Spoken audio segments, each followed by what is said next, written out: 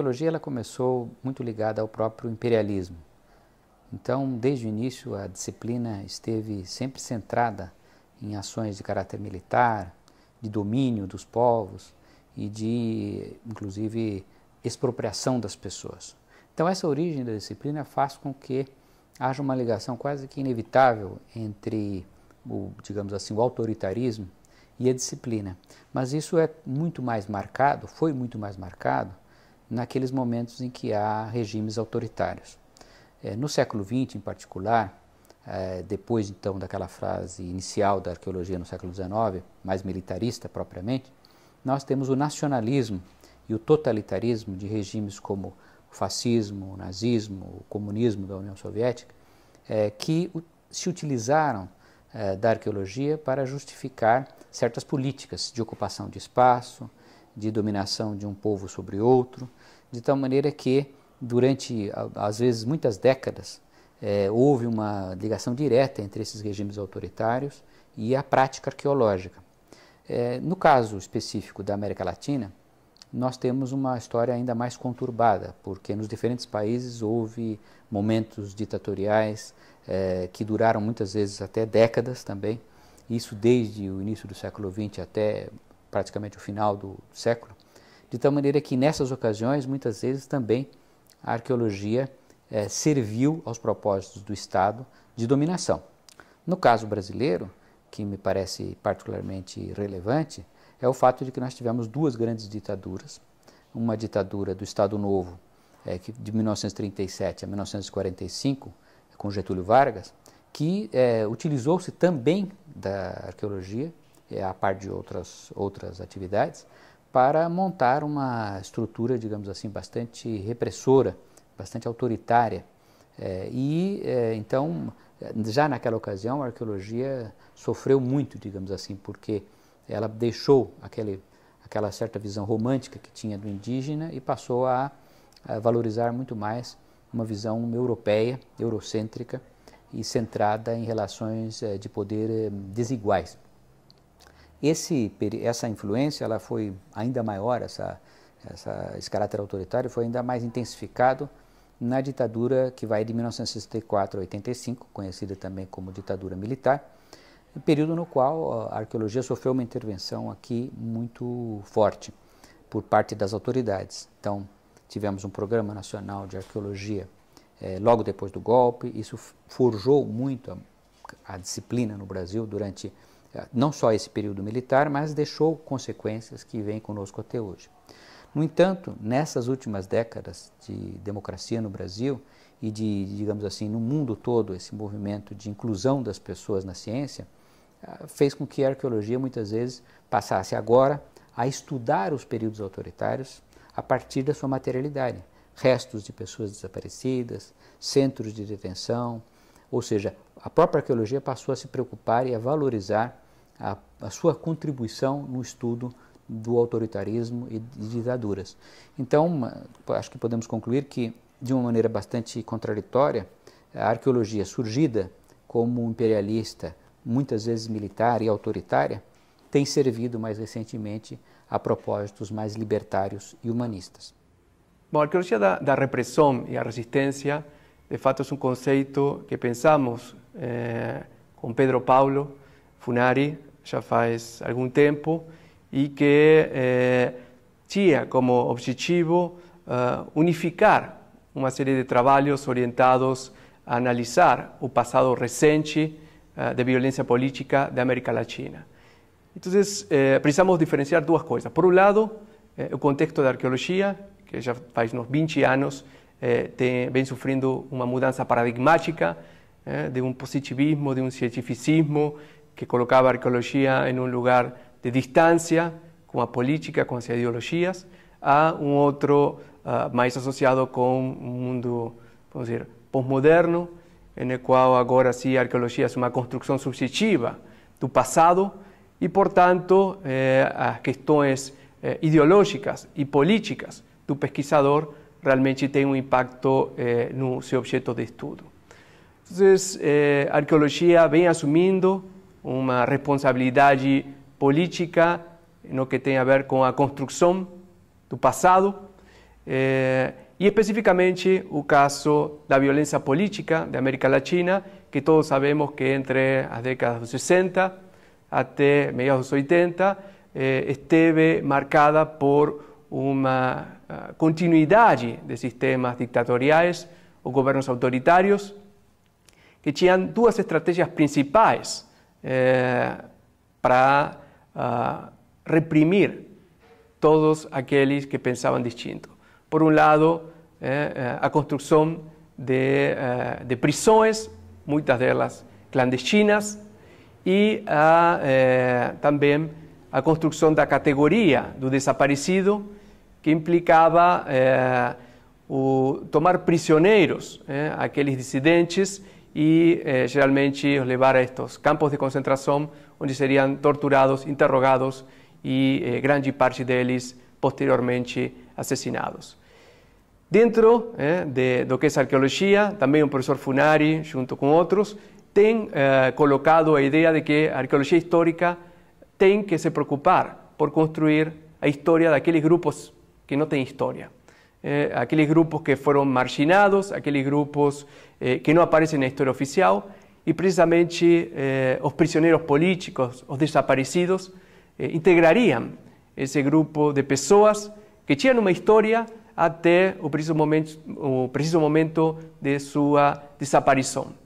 A partir daí, a arqueologia tem a possibilidade, recuperando, por um lado, os seus restos materiais, de conhecer o que aconteceu com eles, quanto tempo mais eles viveram, como foram assassinados, se foram torturados,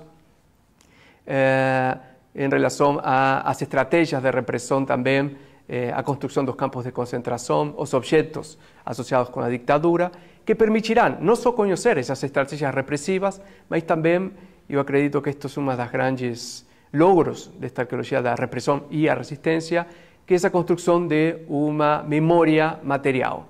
Uma memória que pode ser tocada e que dentro do mundo capitalista, onde o objeto tem um fetiche, tem um poder extra, então a possibilidade de uma demonstração incontestável da violência política e do que aconteceu com essas vítimas do terrorismo de Estado. A minha pesquisa é uma pesquisa dentro da área da arqueologia da repressão sobre os centros, os locais onde houve repressão e tortura em Porto Alegre, no Rio Grande do Sul. A ideia é fazer um mapeamento dos centros de detenção e tortura e os locais utilizados pelo aparato repressivo em Porto Alegre, no Rio Grande do Sul, como se dava essa dinâmica repressiva e o estudo de caso numa ilha que chamava Ilha das Pedras Brancas, a Ilha do Presídio, e qual a relação desse local com os outros locais de tortura. E o objetivo do trabalho é a construção das memórias materiais sobre a repressão e como a arqueologia pode contribuir para a construção dessas memórias e o estudo sobre a história da cidade. Para falar das relações entre arqueologia e ditaduras, eu vou falar do caso específico da arqueologia italiana clássica na época da ditadura fascista. Então, é importante pensar que na década de 20, todos os arqueólogos clássicos e também os classicistas em geral, eles entendem que a compreensão do mundo antigo, grego e romano, vai fornecer elementos para compreender o mundo ocidental contemporâneo. Então, como se houvesse uma herança cultural direta entre aquele mundo e aquilo que a Europa está vivendo e a cultura ocidental de modo geral. Então, eles se sentiam numa posição muito privilegiada, porque eles poderiam compreender, através desses estudos, todo o padrão cultural de uma sociedade, né, de toda a sociedade ocidental. Então, é nesse contexto que vai se desenvolver o fascismo.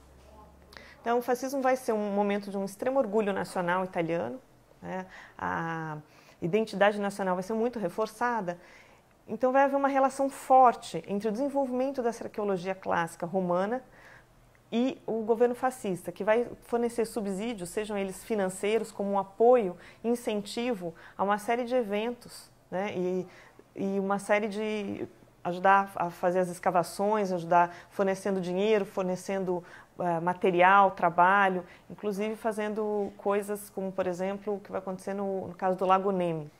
que é um lago em que haviam dois navios da época de Calígula, e o Mussolini, então, em 27, vai ordenar que esse lago seja esvaziado para que esses navios possam, então, ser estudados e serem resgatados, né, segundo as palavras. Então, o que acontece é que esse lago começa esvaziado em 27, e em 31 ele para, porque isso começa a criar uma série de problemas ambientais, mas esses dois, então, navios vão ser trazidos, né?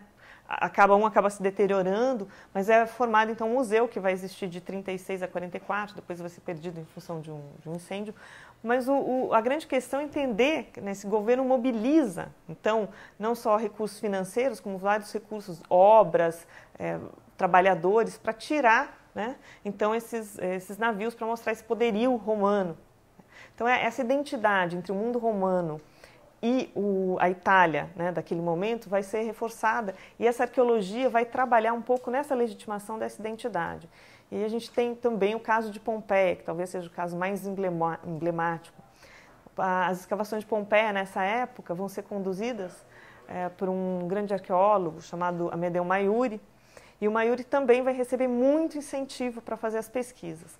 Então, ele vai conduzir várias escavações. Hoje, algumas delas são criticadas, até porque dizem que ele faz uma tentativa de escavar e de tornar visível quase tudo o que fosse possível. Então, hoje se faz uma crítica de alguns arqueólogos dizendo que algumas coisas não foram restauradas, não houve um cuidado, porque o importante era mostrar, né, trazer a público essas escavações. Mas é um momento de forte intensidade, né, nesse trabalho de escavação, e também de forte divulgação. Então, o Maiuri vai ser também responsável por divulgar, ele vai escrever uma série de obras, algumas científicas, outras não, né, de divulgação.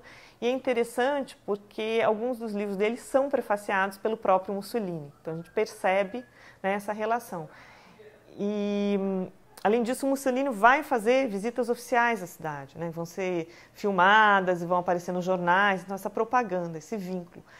Então, essa arqueologia, ela também vai interpretar as coisas um pouco à luz da ideologia fascista. É nesse sentido, por exemplo, que o material, todo mundo chamado de material erótico, o material que tinha relações, imagens de relações sexuais ou imagens de divindades pagãs, por exemplo, eles vão ser colocados no museu e vão ser fechados. O público não vai ter acesso a isso, até porque o fascismo tinha um vínculo forte com a moral da Igreja Católica.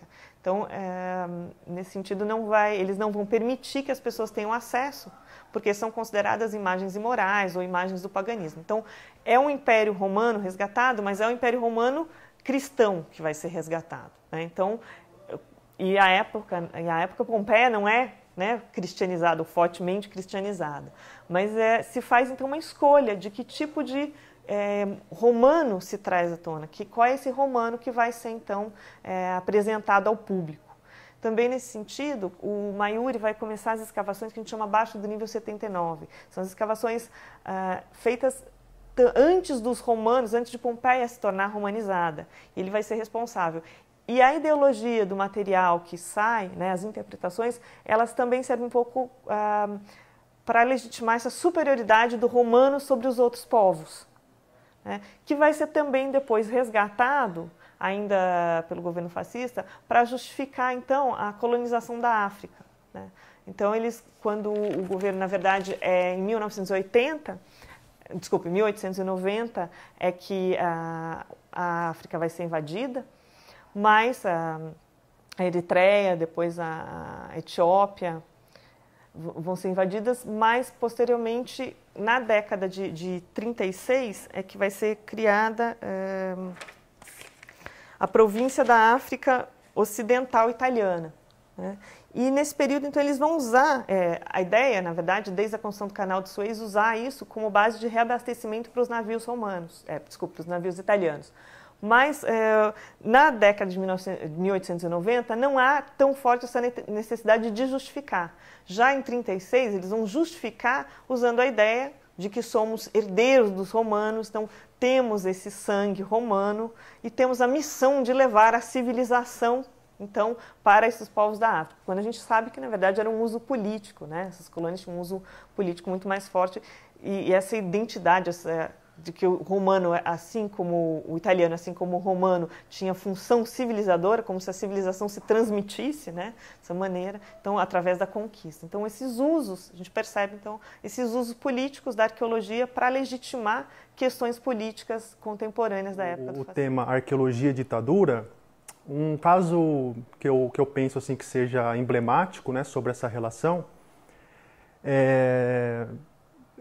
diz respeito ao contexto espanhol, logo no fim, né, quando termina a Guerra Civil, em 39, né, 1939, e ocorre a ascensão, então, do Francisco Franco, né, do general Francisco Franco, ao regime da Espanha, que ia perdurar até 1975, esse regime, né. E logo, o que interessa aqui para a gente, logo em 39, né, logo depois da Guerra Civil, ocorre uma comemoração na Espanha que foi chamada de o bimilenário de nascimento do Imperador Augusto, né?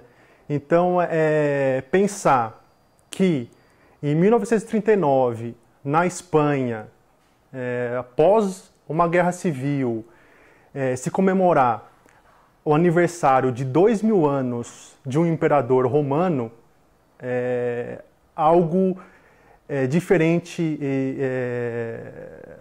leva a uma reflexão, né? O porquê dessa comemoração.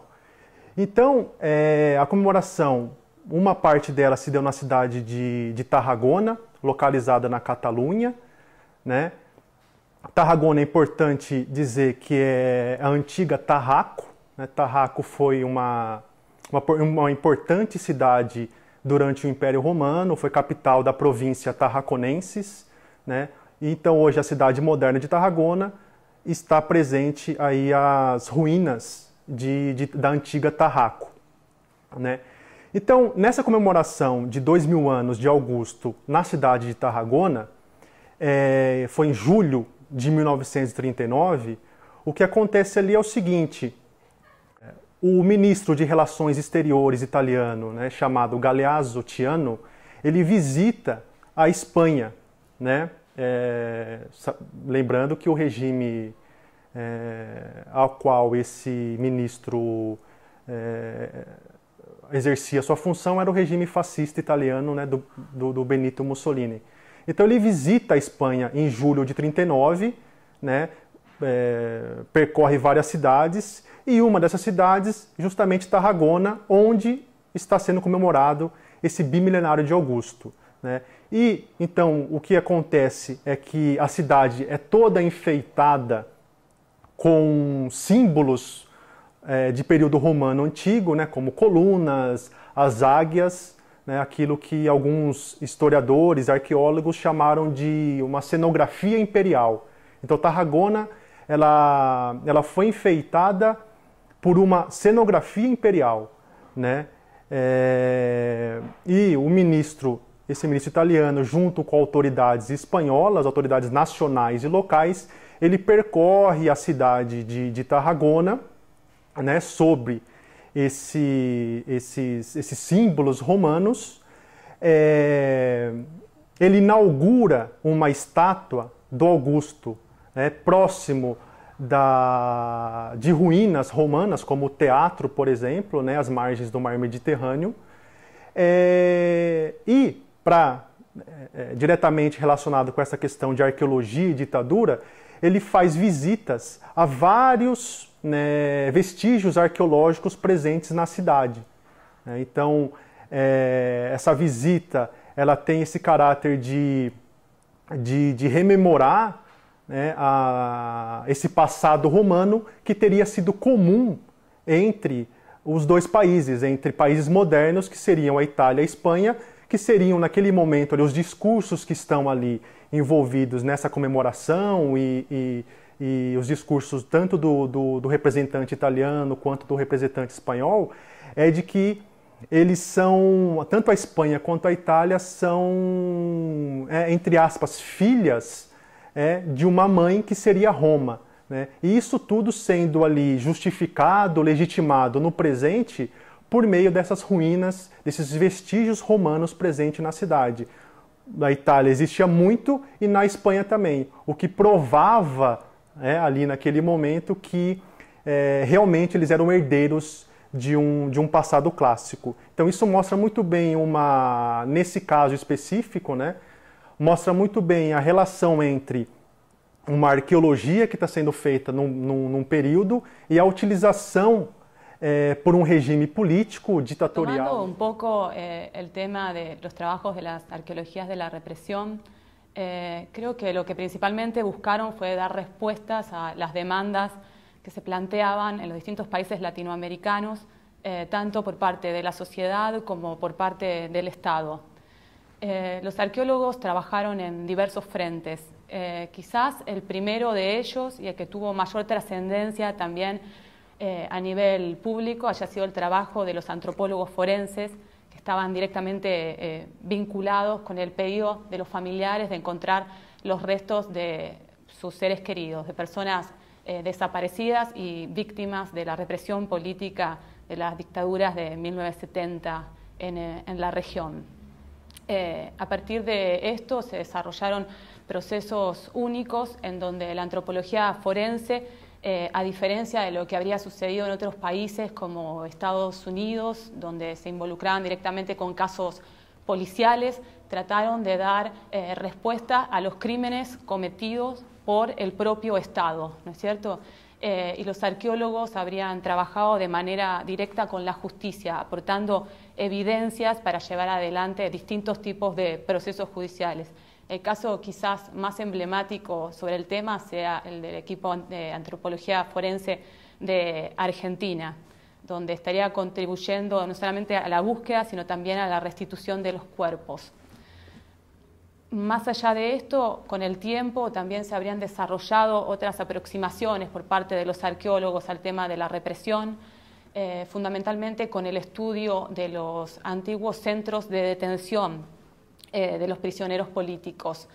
En este caso, los arqueólogos también habrían participado de manera directa en los procesos judiciales, en principio buscando evidencias en algunos países sobre las atrocidades de los crímenes que habrían sido cometidos en estos lugares, e incluso tratando de develar la localización misma de los centros clandestinos. No solamente habrían participado con esto, sino también con la creación de diversos espacios de memoria en estos mismos lugares para conmemorar a las víctimas desaparecidas y también en la creación de espacios de reflexión sobre las consecuencias de las dictaduras. Los arqueólogos actualmente, más allá de trabajar en estos centros clandestinos, también están desarrollando otro tipo de abordajes críticos en líneas generales sobre la materialidad de distintos espacios de la memoria, incluso algunos que tendrían su origen en la contemporaneidad, como espacios que son creados también por el Estado para conmemorar estas mismas situaciones. Y finalmente lo que quería hablar era que también existen otros trabajos de los arqueólogos que están empezando a ganar un poco más de fuerza, que se encuentran directamente vinculados con el abordaje de objetos ligados a la represión y a la resistencia durante la época de las dictaduras. Y así se han trabajado, por ejemplo, con aquellos objetos que habrían sido dispositivos de represión, como por ejemplo la vestimenta de las personas, a partir de la cual se marcaba a los sospechosos de subversión, por ejemplo, durante el periodo, y era esto una manera de encadenarlos con un proceso de detención y desaparición. También se habrían analizado las formas en que la vestimenta habría sido parte de los dispositivos asociados a la tortura y a la humillación de las personas en los centros y también a la descomposición de las identidades de las personas que se encuentran en pugna. Actualmente creo que las arqueologías de la represión han recorrido un largo camino en América Latina, pero también queda un largo camino por recorrer, porque el desarrollo de estas arqueologías no habría sido similar en los distintos países y porque los países que también ya habrían tenido un largo trecho recorrido aún necesitan realizar un proceso de reflexión sobre los pasos que habrían dado hasta este momento y también necesitarían ir evaluando las posibilidades de continuar mejorando la contribución a la sociedad y al Estado.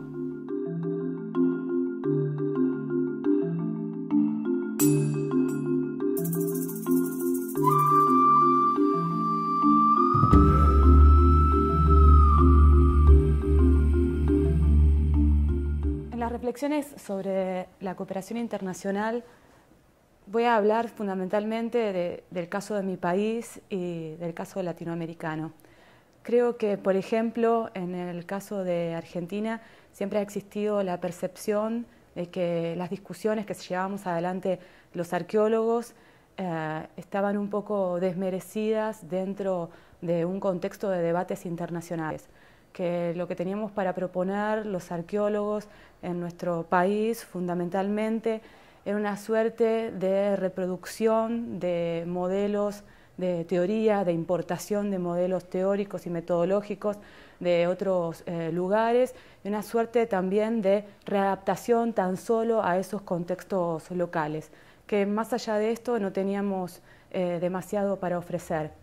Creo que este es un sentimiento que también habría sido compartido por algunos latinoamericanos.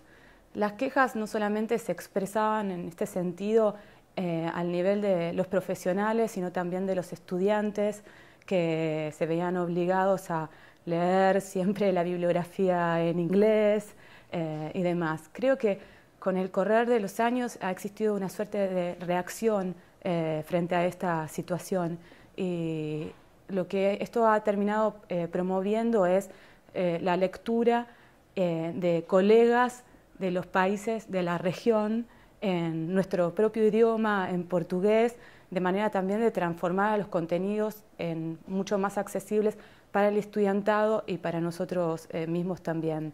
Creo que de esta manera se van construyendo también una serie de puentes que nacen en la universidad y que también terminan extendiéndose en otros aspectos. ¿Por qué es importante entonces tener en consideración los trabajos de los colegas latinoamericanos? No, esto tampoco es para desmerecer el trabajo que realicen colegas de otras regiones en el caso de Latinoamérica, pero sí lo que queremos destacar es que los latinoamericanos tenemos muchas veces que enfrentar problemas que nos son comunes y que tienen que ver con las formas que cobran nuestras propias sociedades. Entre estos temas comunes, tan solo por dar un ejemplo, estarían aquellos vinculados con la problemática indígena en la región y otros también ligados con un pasado reciente, como por ejemplo el de la represión y las dictaduras en Latinoamérica, que demandan abordajes también particulares, ¿no? Creo que en muchos de estos temas la visión de un sudamericano puede llegar a ser distinta a la que otras personas pueden tener sobre los mismos problemas, porque nosotros estamos atravesados como sujetos por estas temáticas y nacemos y nos desarrollamos profesionalmente en un contexto en el cual estamos pendientes de este tipo de cuestiones. Creo que en temas como estos, la arqueología latinoamericana ha logrado posicionarse también fuertemente en un escenario global, ¿no? Haciendo una propuesta, llevando temas y enfoques sobre los mismos que quizás hasta el momento no habían sido considerados de igual manera en otros escenarios. Esto, por ejemplo, en el caso de las dictaduras, el estudio del abordaje de las dictaduras es bastante interesante la propuesta que tenemos para hacer, porque mientras, por ejemplo, en Europa en muchas ocasiones se habría realizado un estudio de lo que los arqueólogos habrían hecho durante las dictaduras, en el caso latinoamericano muchas de las propuestas son no arqueologías durante la dictadura, sino fundamentalmente arqueologías de las dictaduras, de la represión, la resistencia y lo que significa para nosotros ser parte de, mejor dicho, sobrellevar una herencia histórica vinculado con ello y ser sujetos de una sociedad que está lidiando con este tipo de de problemas. Okay, I would like to say a few words today about studying abroad and international project. As an archaeologist at Laval University, I work in French Guiana. I have been working in French Guiana for the last 20 years. And this brought me to reflect better on what it means for our students to have an experience outside the realm of Canadian archaeology. So doing archaeology for me in French Guiana has allowed me to expose my students to many different ways of doing archaeology. For example, in French Guiana, I have had so far something like 60 students who came to work with us on this Jesuit habitation. And it was for us, French Canadian, when we go to France or to French Guiana, for our students, it's like they would come to meet their own cousin, but in fact they are confronted to a very different way of doing things. In Canada, we do archaeology of the modern period based on training in anthropology, for example, training in archaeology. However, when my student came to French Guiana, they discovered a whole new world by working with students who have been trained in France. Students who have been trained in France to work on the modern period. They have been trained in art history, not in archaeology, not in history, not in anthropology. They have been trained in art history. So it brought some very, very interesting moment at one time. As an example, my students, one day we discovered a bottle, a glass bottle, and one of the French students said, "Oh, the beautiful bottle, it will be very interesting to draw that bottle." And my students with the same age, same background in archaeology, she said, "Oh, a nice bottle, I wonder what it contained." So this is a good example to me of confronting two schools of thought with your studies by basically having this art history background versus this history background. So in my case, I would also like to mention that my undergraduate years in Quebec, I went around 4 different universities in order to get training in what I practice today. What I practice and what I teach to the students at Laval University is that we work on humans in their cultural and natural environment. So for me, archaeology is a ground. I don't even use the word multidisciplinary because I consider that it is compulsory to be multidisciplinary when you do archaeology. In order to understand where human beings have lived, you have to understand some basics about nature. And if you also want to do the link with the material that you find, you have to have as well trainings in the social science, be it history, anthropology, ethnology, ethnography, and so on. So that's what it is for me. And another point about the importance of international studies, I look at Brazil since I've been here for a few days, and I was here 5 years ago. 5 years ago when I was here, I basically visited 5 cities of the world UNESCO heritage. And I said, I will be back to Brazil one day. And in fact, this week, if I'm in here, it's basically because I happen to have in Quebec City a student who decided, he's from Argentina, he decided to migrate to Quebec City. 6 years ago, he decided to learn French because the teaching at Laval University is in French, which is not very, very far from Spanish.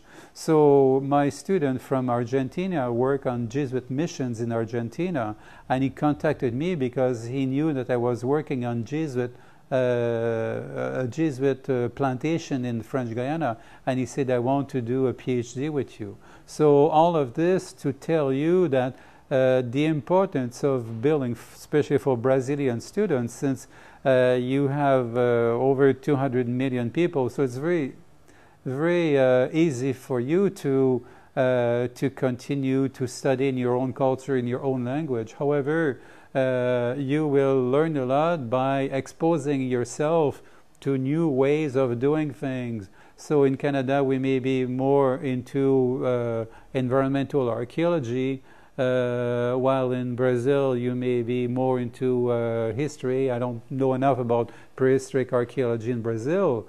I know that foreigners have been working in northern Brazil on different archaeological sites. So they have brought, especially Europeans, they have brought a set of trainings which are quite different if you work with those people.